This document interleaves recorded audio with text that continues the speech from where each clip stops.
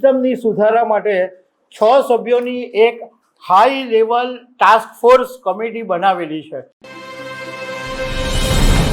NEET paper લીકનો મુદ્દો આખા દેશની અંદર ગાજેલો અને એ પછી પ્રધાનમંત્રી નરેન્દ્ર મોદીએ આ આખા સિસ્ટમની સુધારા માટે 6 સભ્યોની એક high level task force committee બનાવેલી છે।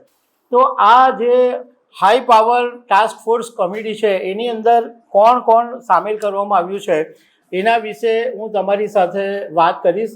મારું નામ રાજેશ શાહ છે અને તમે જોઈ રહ્યા છો ગુજરાતના સૌથી મોટા ડિજિટલ ન્યૂઝ પ્લેટફોર્મ ખબરછા.com। દેશની અંદર પેપર લીકને કારણે એટલી બધી સમસ્યા ઊભી થઈ ગઈ હતી કે વારંવાર પરીક્ષાઓ રદ થતી હતી। પેપર લીકને કારણે બિચારા હજારો વિદ્યાર્થીઓએ મહેનત માથે પડતી હતી અને આ મુદ્દો જ્યારે કોકરોચ જનતા પાર્ટીએ ઉઠાવ્યો અને આખા દેશની અંદર એના જબરજસ્ત પડઘા પડ્યા એટલે પ્રધાનમંત્રી નરેન્દ્ર મોદીએ નંદન નીલેકણીની અધ્યક્ષતામાં 6 સભ્યોની એક હાઈ પાવર્ડ કમિટી બનાવી। એમાં સૌથી પહેલાં નંદન નીલેકણીની તમને વાત કરું કે જેમને આ આખી કમિટીના અધ્યક્ષ બનાવવામાં આવ્યા છે। નંદન નીલેકણીનું નામ મોસ્ટલી બધા લોકો જાણે જ છે કારણ કે એક તો ઇન્ફોસિસ કંપની છે એના સહસ્થાપક છે અને યુનિક આઇડેન્ટિફિકેશન ઓથોરિટી ઓફ ઇન્ડિયાનો જે આધાર પ્રોજેક્ટ હતો એ આખો એમણે સંભાળેલો હતો।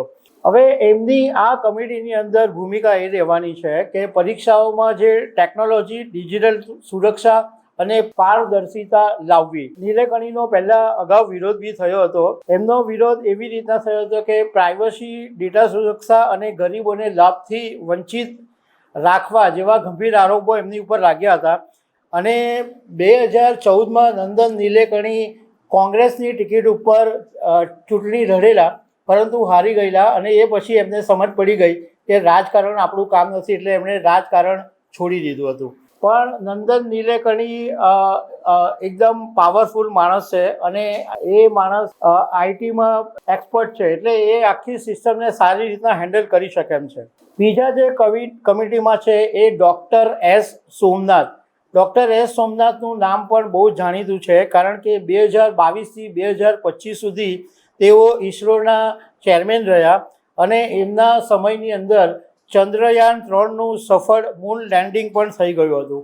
એમની ભૂમિકા આ ટીમમાં એ રહેવાની છે કે પરીક્ષા સિસ્ટમની અંદર ટેકનોલોજી અને સિસ્ટમ ડિઝાઇન અંગે માર્ગદર્શન આપવાનું।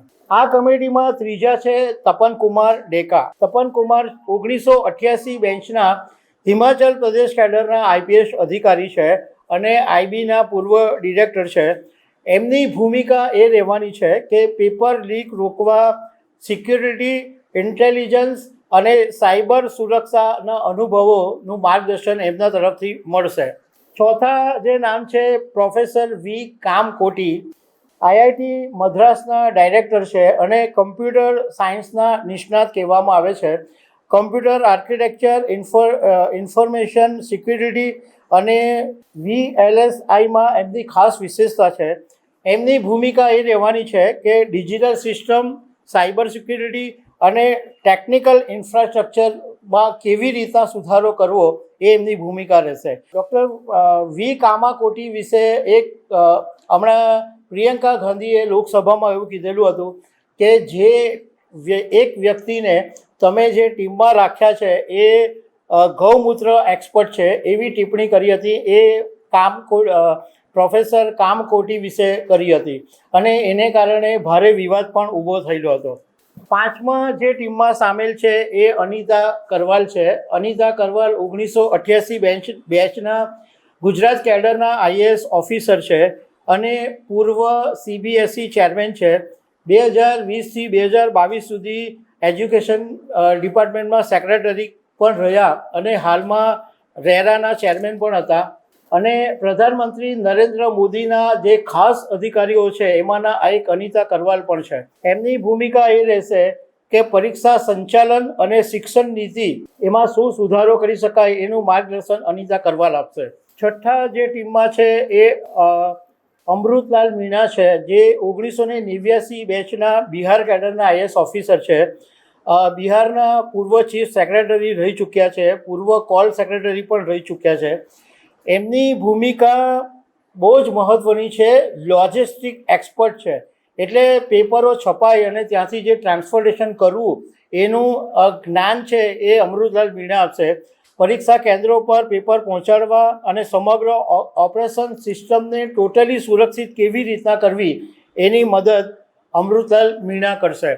ઓવરઓલ આ જે 6 જણાની ટીમ છે હાઈ પાવર લેવલની, એનું જે ઓવરઓલ મુખ્ય કામ રહેવાનું છે એ પેપર લીક કેવી રીતે રોકી શકાય, પેપર તૈયાર કરવાથી માંડીને પરીક્ષા કેન્દ્રો પર પહોંચાડવા સુધીની સુરક્ષા વ્યવસ્થા કેવી રીતના મજબૂત થાય, આર્ટિફિશિયલ ઇન્ટેલિજન્સ અને નવી ટેકનોલોજીનો ઉપયોગ કેવી રીતના કરી શકાય, પરીક્ષામાં ગેરરીતિ અને કોપી કરવાની જે સિસ્ટમ છે એ પણ કેવી રીતના અટકી શકાય, અને સૌથી વધારે મહત્ત્વનો મુદ્દો કે આ આખી સમગ્ર સિસ્ટમ પર વિદ્યાર્થીઓને વિશ્વાસ કેવી રીતના બેસે એની પર આ આખી ટીમ કામ કરવાની છે.